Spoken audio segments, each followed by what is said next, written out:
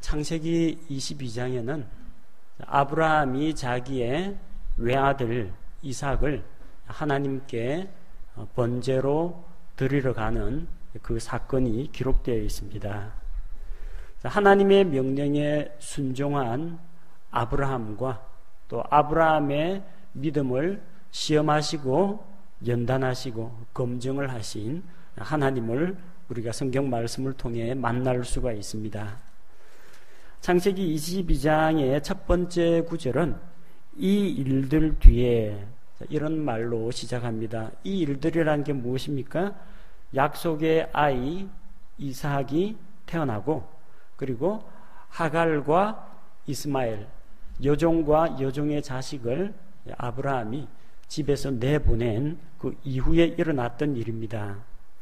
하나님께서 아브라함을 시험하시려고 그를 부르십니다.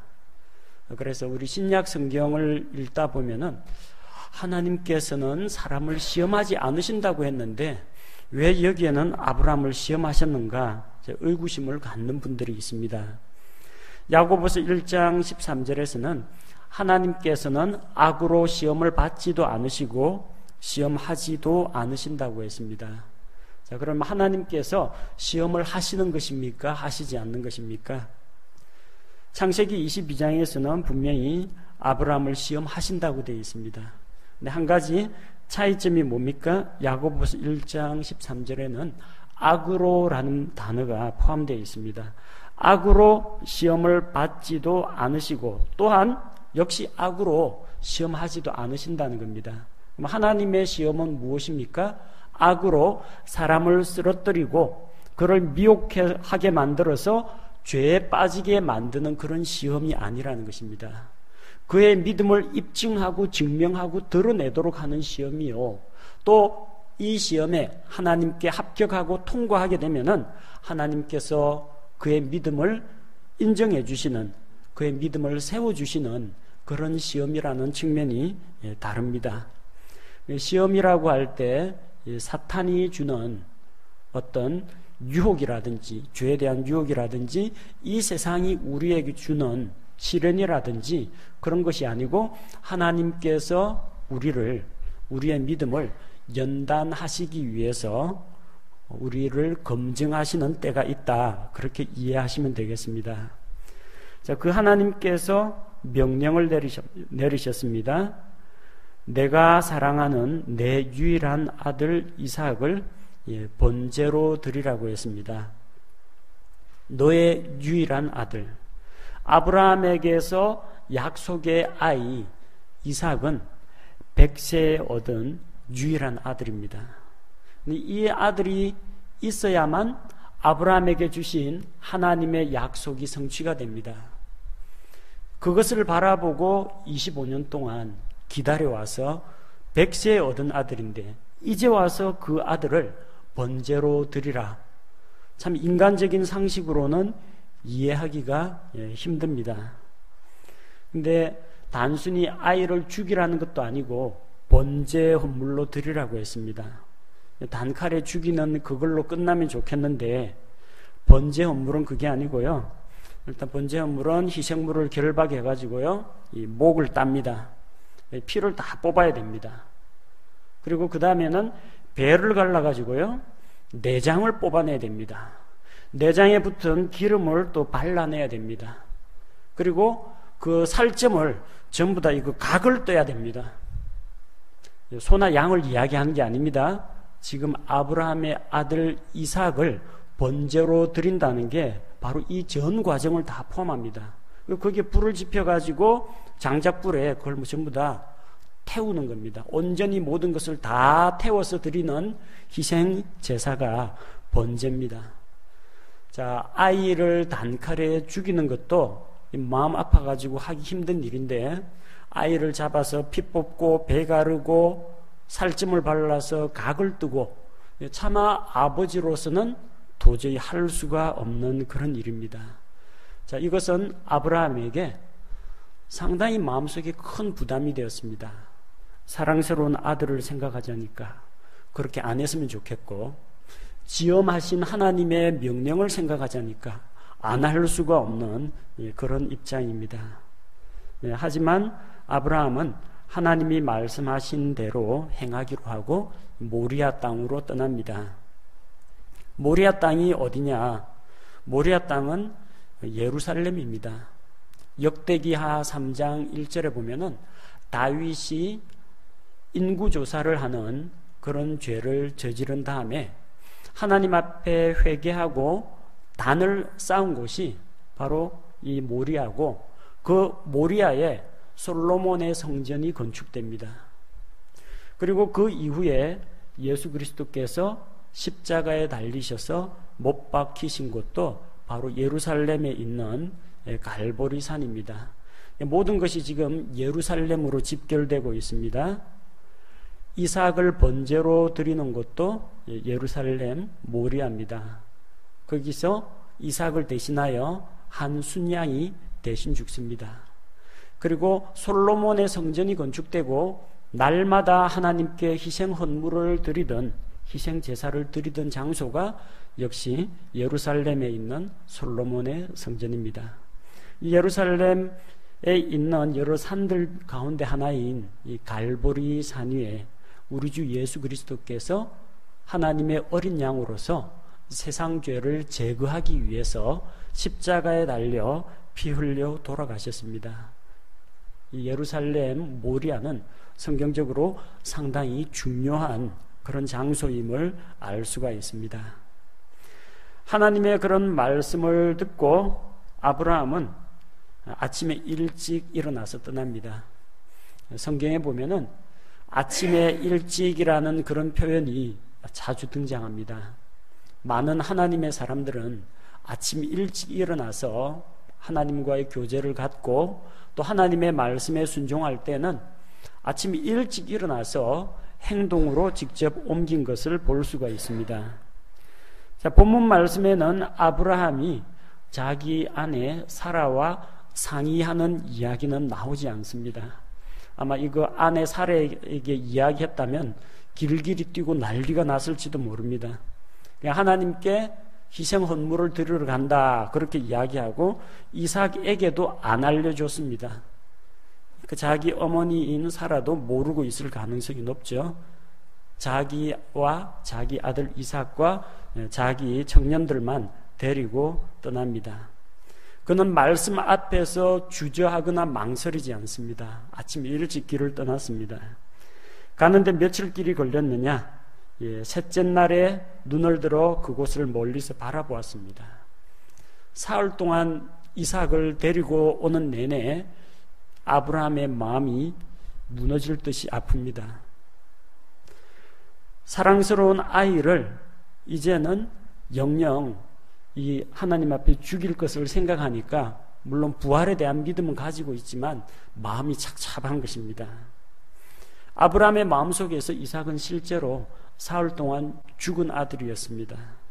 마치 우리 주 예수 그리스도께서 하나님의 능력으로 부활하실 것은 이미 구약 성경의 기록에 나와 있는 일이지만 예수 그리스도는 사흘간 분명히 우리를 대신해서 죽음을 경험하셨습니다. 곧 이 사건은 우리 주 예수 그리스도의 십자가의 죽음, 그것을 예표적으로 보여주는 사건이라고 할 수가 있습니다. 이삭을 하나님께 번제로 드리러 간 아브라함, 이삭을 죽여서 불태워서 그걸로 영영 끝이다라고 생각지는 않았을 겁니다. 왜냐하면 아브라함은 하나님의 약속을 믿었습니다. 내 씨가 하늘의 별과 같이 많아질 것이다. 내가 큰 민족을 이루게 될 것이다. 그러려면 이삭은 반드시 있어야 됩니다. 그럼 이삭을 번제로 드리면 어떻게 되느냐? 그럼 하나님의 약속이 취소가 되거나 무효가 되느냐? 그게 아니라는 겁니다. 하나님이 약속하신 것은 반드시 이루어져야 하고 그 약속은 이삭을 통해서 이루어진다는 겁니다. 그러면 하나님께서 반드시 이삭을 살려주실 것이라는 것을 아브라함은 믿을 수가 있다는 겁니다. 그래서 자기와 함께 간 청년들에게 5절에 보니까 이렇게 이야기합니다. 나와 아이는 저기에 가서 경배하고 너희에게 다시 오리라. 누가요? 나와 아이가 가서 경배하고 나와 아이가 다시 너희에게로 오겠다. 자신 있게 이야기합니다. 지금 아들을 죽이러 가면서 죽인 다음에 하나님이 살려주시면 내가 다시 아이를 데리고 너희에게로 돌아오겠다고 이야기합니다. 그는 부활을 믿었습니다. 자기가 아들 이삭을 죽일지라도 번제 헌물로 드릴지라도 번제로 태워서 그가 제가 된다고 할지라도 하나님께서는 능히 죽은 자 가운데에서 이삭을 일으키실 것이라는 것을 믿음으로 받아들였습니다. 부활에 대한 믿음이 있으니까 이삭을 죽일 수가 있는 겁니다. 비록 마음은 아프지만. 히브리서 11장 19절은 이 아브라함의 믿음에 대해서 다음과 같이 기록하고 있습니다. 하나님께서 심지어 죽은 자들로부터 능히 그를 일으키실 줄로 생각하였으므로 또한 그는 죽은 자들로부터 그를 모형으로 받았느니라. 분명히 그는 죽은 아들입니다. 하나님이 제지하지 않았더라면 틀림없이 죽었습니다. 실제로 죽은 그 아들을 하나님께서는 살려서 그에게 주셨습니다. 왜? 한 순양을 대신 죽임으로 말미암아 아들은 돌려받았다는 이야기입니다. 자, 이런 부활의 신앙을 가지고 아브라함은 이삭과 함께 번제를 드리러 길을 떠납니다. 6절에 보니까 번제 쓸 나무는 뗄감은 이삭이 짊어지고 갑니다. 그리고 자기는 불과 칼을 손에 들고 두 사람이 함께 길을 갑니다. 자, 가는데 마치 이 모습은 무엇을 연상하게 합니까? 골고다 언덕길을 십자가라는 나무를 지고 올라가시는 예수 그리스도의 모습을 우리가 그려볼 수가 있습니다. 이삭은 조금 있으면 자기를 불태울 번제 헌물로 불사를 그 나무를 자기가 지고 올라갑니다. 사형 도구를 메고 가는 거예요. 예수님께서는 자기가 달려서 죽으실 그 십자가를 지고 골고다 언덕길을 올라가셨습니다. 근데 가다 보니까 이삭이 이게 아무래도 뭔가 이상합니다. 하나님께 번제 희생을 드린다고 했는데 그게 자기인 줄은 꿈에도 모르죠. 아버지가 들고 있는 거 보니까 칼도 있고 짐승을 잡을 모양이죠. 칼도 있고 횃불도 있고 불이 있어야 이게 희생물을 태울 테니까 자기 등에는 나무도 있는데 한 가지 제일 중요한 게 빠졌어요. 양이 없다는 겁니다. 양이나 염소가 있어야 하나님께 뭔가를 드릴 텐데 궁금해서 물어봅니다. 아버지 다른 거 다 있는데 번제 헌물로 사용할 어린 양은 어디에 있습니까? 아버지 가슴이 덜컥 내려앉겠죠. 그게 바로 너란다. 이렇게 이야기해 줄 수는 없는 노릇이고 마음이 상당히 참 찹찹하고 마음의 슬픔을 금할 길이 없었을 겁니다.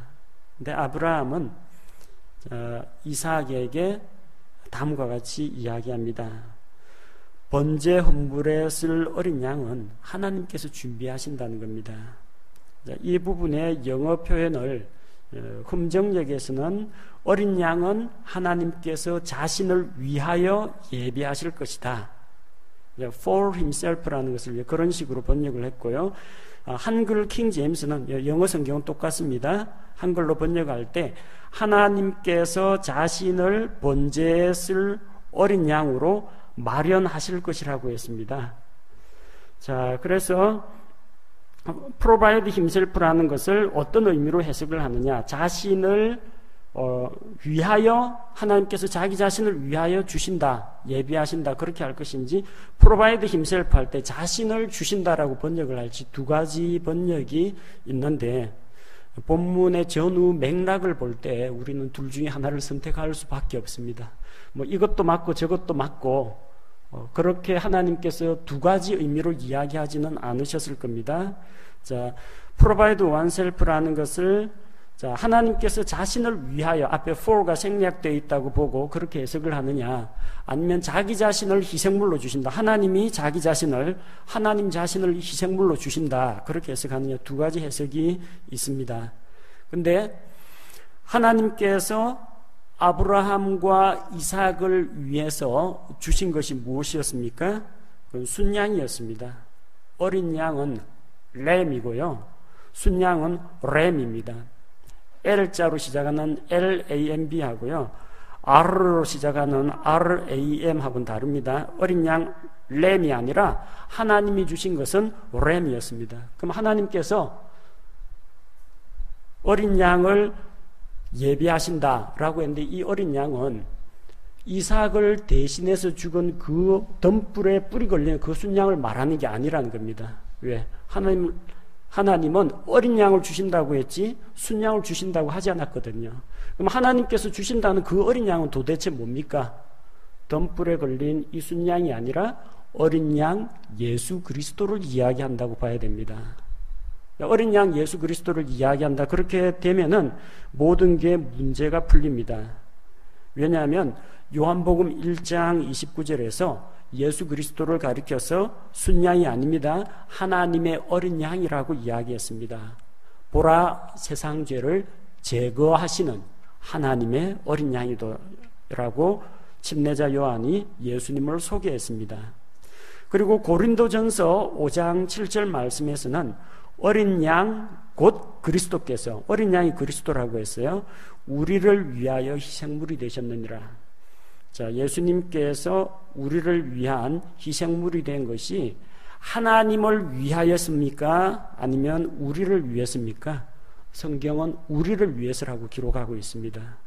그러면은 이 창세기 22장 여기에 8절에 나오는 것처럼 하나님께서 자신을 위하여 하나님께서 자기 자신을 위하여 희생물을 준비한다라는 번역은 옳지가 않다는 것을 알 수가 있습니다. 하나님께서 자기 자신을 위해 준비하는 게 아니라 구원받을 사람들을 위해서 예비하셨다라는 겁니다. 그렇기 때문에 하나님께서 자신을 위하여 예비하셨다는 것이 아니고 자기 자신을 희생시켜서 번제 헌물로 내어주신다는 겁니다. 하나님이 어떻게 번제 헌물이 될 수 있습니까? 번제 헌물이 되려면 피를 흘리고 죽어야만 가능합니다. 네, 하나님은 영이시죠. 하나님은 죽지 않습니다. 하지만 번제 희생물이 되기 위해서 하나님께서 사람의 몸으로 이 세상에 오셨습니다. 디모데전서 3장 16절 말씀과 같이 하나님께서 육체 안에 나타나시고 말씀이 육신이 되어 우리 가운데 거하심에 예수 그리스도께서 자기를 낮추시고 종의 형체 사람의 모습으로 우리에게 오신 것을 이야기합니다. 따라서 하나님께서 자신을 번제에 쓸 어린 양으로 마련하신다. 이 말씀은 예수 그리스도께서 장차 온 세상 사람들의 죄를 대신하기 위해서 세상 죄를 제거하시는 하나님의 어린 양으로 오실 것이라는 예언의 말씀이며 또한 하나님께서 자기 자신을 희생물이 되는 사람의 몸으로 성육신할 것을 보여주는 말씀이라고 할 수가 있습니다. 이 말씀은 대단히 중요합니다. 그 약속이 언제 이루어집니까? 솔로몬의 성전에서는 짐승 희생을 계속 잡아다 드렸습니다. 그러나 그것이 사람들의 죄 문제를 근본적으로 해결하지는 못했습니다. 예수 그리스도께서 오셔서 십자가에 달려 피 흘려 죽으시고 부활하심으로 말미암아 바로 하나님께서 자신을 번제로 내어주시는 이 예언의 말씀이 성취가 되었습니다. 자, 그렇게 아브라함이 이삭에게 설명을 해주고 하나님께서 그에게 일러주신 곳에 이제 도착을 했습니다. 아브라함은 거기에 제단을 쌓았습니다. 돌을 쌓아가지고 제단을 만들고요. 그 위에 이삭이 짊어지고 왔던 그 나무를 쫙 펼쳐놓고 자기 아들 이삭을 결박하여 제단의 나무 위에 놓았습니다. 이삭이 발버둥 치고 도망가면 늙은 아브라함은 아마 잡을 재간이 없을 겁니다. 순순히 아버지가 시키는 대로 묶여줍니다. 아버지가 지금 칼을 가지고 자기 목을 찌르려고 하는데도 이삭은 조금도 반항을 하지 않습니다. 마치 털 깎는 자 앞에서 잠잠한 양과 같이 묵묵히 매 맞고 뺨 맞고 찔리신 우리 주 예수 그리스도처럼 온유하고 잠잠하게 있는 것을 볼 수가 있습니다. 자, 아브라함이 하나님의 말씀에 순종한 것도 대단하지만 이삭이 전적으로 하나님과 아버지를 신뢰하고 제단의 나무 위에 결박된 채로 죽음을 각오하고 가만히 누워있는 것도 정말 순종의 사람 이삭이라는 것을 우리가 엿볼 수가 있습니다. 아브라함은 단순히 이 찔러 죽이는 신용을 한 것이 아닙니다. 진짜로 칼을 잡고 자기 아들을 죽이려고 했습니다. 얼마나 급했으면은 하늘에서 주의 천사가 그를 부릅니다. 아브라함아, 아브라함아, 2번 연속으로 부르죠. 히브리어 표현 가운데 이렇게 이름을 급히 연달아 2번 부르는 것은 대단히 시급한 일이라는 겁니다. 자칫 잘못하면 진짜로 아버지가 아들 잡는 그런 일이 일어날 수가 있습니다. 주의 천사가 아브라함의 행동을 긴급하게 제동을 걸어서 죽이지 못하도록 말렸습니다. 하나님께서 말씀하신 것은 아브라함이 하나님의 말씀에 순종하는가 하지 않는가, 하나님을 더 사랑하는가, 노년에 얻은 자기 아들을 더 사랑하는가, 그의 사랑과 믿음과 순종을 검증하는 그 자체가 목적이었지 이삭을 죽이는 자체가 목적이 아니었다는 것입니다. 그래서 12절 말씀에 내 손을 그 아이에게 대지 말라고 합니다. 너는 아무 일도 그에게 하지 말라고 합니다. 내가 내 아들 곧 내 유일한 아들을 내게 아끼지 아니하였으므로 내가 하나님을 두려워하는 줄 내가 이제 아노라. 아브라함의 믿음이 검증이 되었습니다. 전지전능하신 하나님, 사람의 마음을 꿰뚫어 보시는 하나님께서 설마 아브라함이 무슨 생각을 하고 있는지 몰라서 궁금해서 어떻게 하나 두고 보자 그 때문에 이런 시험을 하시지는 않았을 겁니다. 아브라함이 마음속으로 가지고 있는 믿음과 하나님에 대한 사랑을 밖으로 행위로 드러내서 입증해 보이는 그런 기회로 이 시험을 하신 것입니다. 믿음에서 순종이 나옵니다. 순종은 오직 믿음에서 나옵니다. 하나님께 대한 전폭적인 신뢰, 하나님께 대한 그런 사랑 때문에 아브라함은 이 시험을 무사히 통과할 수 있었습니다. 자, 그리고 아브라함이 눈을 들어 살펴보니 뿔이 덤불에 걸린 순양 한 마리가 있습니다. 순양은 하나님께서 이미 그 자리에 갖다 놓으신 겁니다. 아브라함이 믿음과 순종을 보여주니까 하나님께서 어디선가 공간 이동을 시켜가지고 거기에 갖다 놓으시거나 그 순간에 순양 한 마리를 창조해서 갖다 놓으신 건 아닙니다. 원래부터 그 자리에 있었습니다. 다만 지금까지는 아브라함의 눈에 보이지 않았던 것입니다. 덤불 속에 숨어 있었고 뿔이 덤불에 걸려가지고 도망도 못 가고 있었습니다. 우리가 하나님 앞에서 하나님께서 우리에게 뭔가를 요구하실 때 내게 있는 것을, 소중한 것을 내게 바쳐라, 헌신하라. 그것이 아들일 수도 있고 재물일 수도 있고 여러분의 건강일 수도 있고 여러분의 시간일 수도 있고 여러분의 재능일 수도 있습니다. 내놓으라고 할 때 우리는 일단 하나님께 드려야 됩니다. 그때 하나님께서 우리에게 더 나은, 더 좋은 것을 우리에게 보여주십니다. 많은 경우 사람들이 하나님께 드리지 않고 자기에게 있는 소중한 것은 드리려고 하지 않고 칼 잡고 순양이 어디 있는지 두리번거립니다. 안 보입니다. 아브라함이 아무리 봐서도 없었습니다. 그러나 하나님께 자기에게 있는 소중한 것을 내어놓고 직접 하나님께 드렸을 때 눈을 들어 보니까 순양이 눈에 들어왔습니다. 참 감사하게 그 순양을 또 덤불에다가 매달아 두셨어요. 뿔이 덤불에 걸려가지고 꼼짝 못합니다. 그게 만약에 덤불에 걸리지 않았더라면 또 순양 잡으러 다니느라고 또 온 산을 헤매고 다녔을지도 모릅니다. 양이 스스로 잡혀 있습니다. 덤불에 뿔이 걸린 순양은 빌라도의 법정에서도 자신을 위해서 아무런 변호도 하지 않으시고 자기의 등을 때리는 자들에게 자신을 내어 맡기며 침뱉음을 피하려고 애써 얼굴을 가리지 않으시고 하늘에 있는 12군단도 더 되는 천사들을 전부 다 소집해가지고 이따위 인간 세상은 박살을 낼 수 있는 능력을 갖고 계신 주님이시지만 자기를 위해서 그 능력을 쓰지 않으시고 털 깎는 자 앞에 잠잠한 양과 같이 자기 자신을 우리를 위해서 내어주신, 우리를 위해서 결박당하시고 우리를 위해서 순순히 십자가에서 죽음을 맞이하신 우리 주 예수 그리스도를 예표적으로 보여준다고 할 수가 있습니다. 그래서 그날 그 자리에서는 이삭을 대신해서 순양이 죽었습니다. 순양이 죽는 덕분에 이삭은 살아났습니다. 그렇습니다.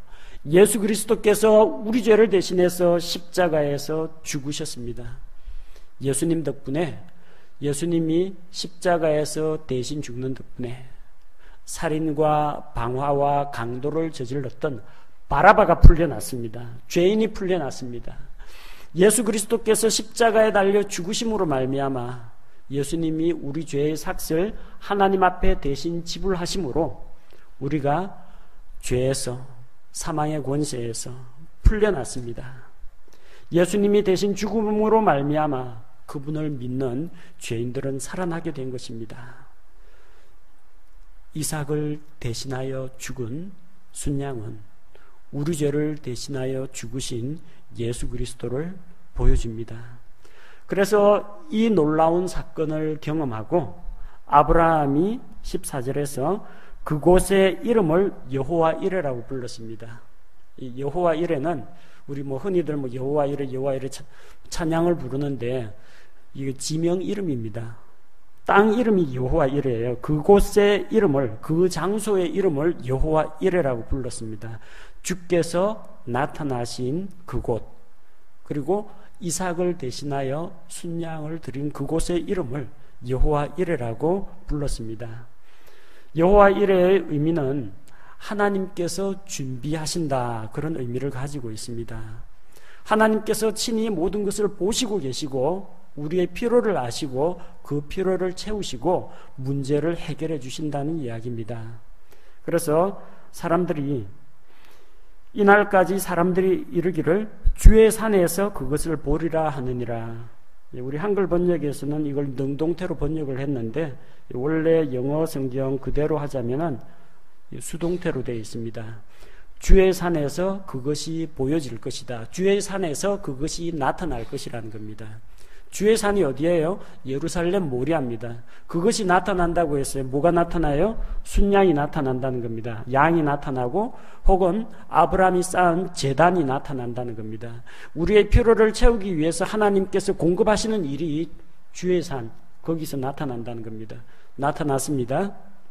예수 그리스도께서 십자가에 달려 죽으실 때 갈보리 산 위에 십자가가 서 있고 그 십자가에 예수께서 달리셨을 때 주의 산에서 그것이 보여졌습니다. 주의 산에서 하나님의 사랑과 하나님의 공의가 나타났습니다. 친히 사람의 모습으로 오신 우리 주 예수님께서 주의 산에서 보여졌습니다. 그리고 이제 주의 천사가 두 번째로, 첫 번째는 아브라함아 안 된다 하고 아브라함을 제지하고 말릴 때 불렀는데 두 번째 아브라함을 불렀습니다. 주가 말하노라 내가 나를 두고 맹세하였노라. 하나님께서 자기를 두고 맹세하십니다. 왜 자기를 두고 맹세합니까? 우리 맹세할 때는 자기보다 큰 걸 걸고 맹세합니다. 주로 어떤 거 걸고 맹세해요? 내 목을 걸고 맹세한다, 그렇게 이야기하죠. 아니면 우리 아버지의 이름을 걸고 맹세한다 그럽니다. 아니면 하늘을 걸고 내가 맹세한다. 어쨌든 자기보다 크고 흔들리지 않는 크고 위대한 걸 걸고 맹세를 합니다. 근데 하나님은 뭘 걸고 맹세했어요? 자기 자신보다 더 큰 이가 이 세상에 없습니다.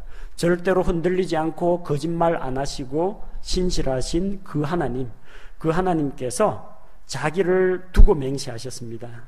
히브리서 6장 13절, 하나님께서 아브라함에게 약속하셨을 때에 더 큰 일을 두고 맹세할 수 없으므로 자신을 두고 맹세했다고 합니다. 온 우주 가운데에서 가장 크고 위대하시고 놀라우신 하나님께서 자기를 걸고 맹세하셨습니다. 16절 말씀에 내가 이 일을 행하여 내 아들, 내 유일한 아들을 아끼지 아니하였기 때문에 내게 복을 주겠다고 말씀하셨습니다. 그래서 그의 믿음이 검증이 되었기 때문에 이제 그 언약을 아브라함에게 확실하게 세워주시는 겁니다. 아브라함은 물론이요, 함께 있는 이삭에게 그 언약을 재확인시켜 줍니다. 우리 창세기 12장 1절에서 3절에 나오는 아브라함의 언약을 제가 세 가지로 요약해 드렸습니다. 첫째는 씨, 두 번째는 땅, 세 번째는 복입니다. 씨, 땅, 복 세 가지입니다. 그래서 아브라함 언약이 되풀이되고 반복되어서 나타날 때마다 이 세 가지가 같이 나타납니다. 그에게 복을 주고 복을 주신다고 했습니다. 반복적인 표현입니다. 복이 명시가 되어 있습니다. 또한 내 씨가 바닷가의 모래같이 번성하고 번성한다고 했습니다. 씨에 대한 약속이 있습니다. 또한 그의 씨가 자기 원수들의 문을 소유한다고 했습니다. 이 도시에 성벽에 문이 달려 있어요. 그 문을 열고 들어가야 그 안에 있는 땅을 차지할 수가 있습니다. 곧 이것은 대적들의 도시들 또 그 땅을 주시겠다는 약속입니다. 그리고 18절에서 그의 씨 안에서 땅의 모든 민족들이 복을 받게 될 것이라고 했습니다. 아브라함의 씨인 예수 그리스도를 통해서 땅에 있는 모든 사람이 복을 받고 있습니다. 복이 무엇입니까? 새해 복 많이 받으세요. 복 받아라. 그러는 그 복이라는 건 이 세상의 복을 말하지 않습니다. 아픈 사람은 병 낫는 게 복입니다. 그리고 학생들 같으면 시험에 합격하는 게 복입니다. 직장 구하는 사람, 배우자 구하는 사람, 그 소원이 이루어지는 게 복입니다. 근데 그 받아가 뭐합니까? 다 받고 나서 죽어서 지옥 가면은 아무런 쓸모가 없습니다.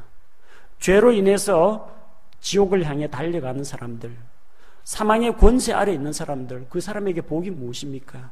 죄 문제 해결하고 영원한 생명을 얻는 것이 복입니다. 예수 그리스도를 통해서 예수님이 십자가를 대신 지심으로 말미암아 우리 죄 문제를 완전히 해결하시고 우리에게 영원한 생명을 우리에게 주셨는데 바로 그 복이 아브라함의 씨 예수 그리스도를 통해서 이루어진다는 것입니다.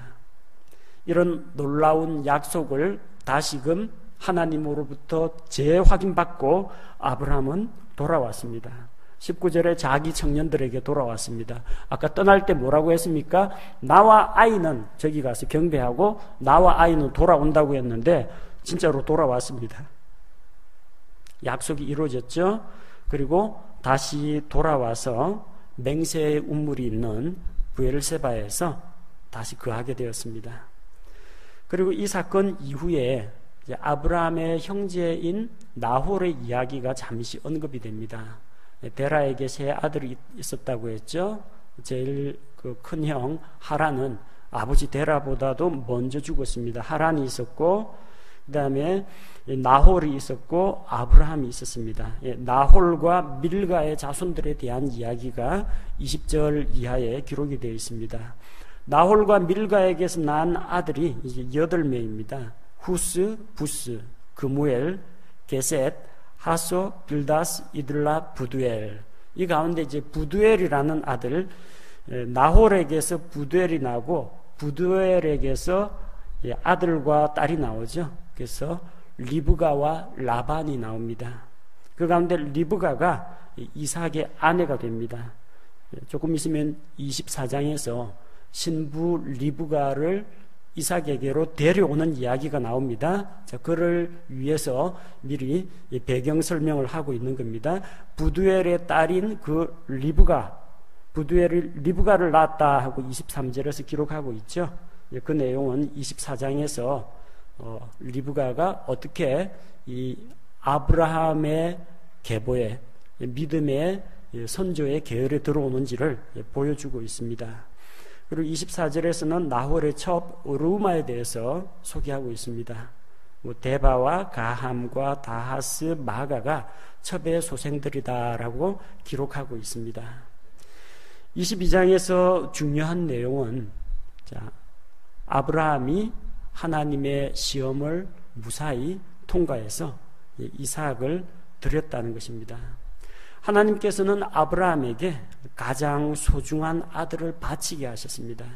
그래서 그의 믿음을 알아보고자 하셨습니다. 그의 사랑을 검증해 보고자 하셨습니다. 다 알죠. 말 안 해도 압니다. 부부 사이에도 꼭 여보 사랑해 그런 말 안 해도 말 없으면 사랑 안 하는 겁니까? 안 해도 알고 있습니다. 그러나 거듭거듭 사랑의 고백을 하고 재확인하기를 원하는 것이 우리 친구 사이나 연인 사이나 부부 사이의 일반적인 상식입니다. 정말로 사랑한다는 말을 듣고 싶어 합니다. 그런 고백을 받고 싶어 합니다. 하나님 역시 마찬가지입니다. 우리로부터 사랑과 존중과 경배를, 영광을 받기를 원하고 계십니다. 그리고 아브라함에게 한 가지를 가르쳐 줍니다. 내 유일한 아들, 너의 독생자 이삭을 번제로 드리려고 할 때 아브라함 너의 마음이 어떠했느냐? 이 마음이 바로 아버지 하나님의 마음입니다. 유일한 아들 이삭을 아브라함이 하나님께 바치고자 사흘 길을 가서 눈물을 머금고 아이를 잡으려고 한 것처럼 아브라함 아이를 잡으려고 했지만 하나님께서는 자기의 독생자 예수 그리스도를 사람의 몸으로 이 세상에 보내시고 그 아들 예수 그리스도를 십자가에 매달고 사람들의 모든 죄를 그분의 머리 위로 전가하고 그 아들을 심판하셨습니다. 사람들을 구하기 위해서 아들을 죽여야만 했던 그 아버지의 절실한 마음을 아브라함에게 또한 이 성경 말씀을 읽는 우리에게 하나님은 가르쳐 주시고자 하는 것입니다. 또한 본문 말씀에서 하나님께서 우리들을 위하여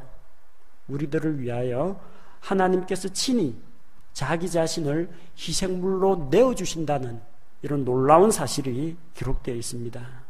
짐승 희생과 달리 예수 그리스도께서 사람의 몸으로 오셔서 사람들의 죄를 대신해서 십자가에서 단번에 죽으심으로 말미암아 단번 속죄로 죄의 문제를 완전히 해결해 주셨습니다.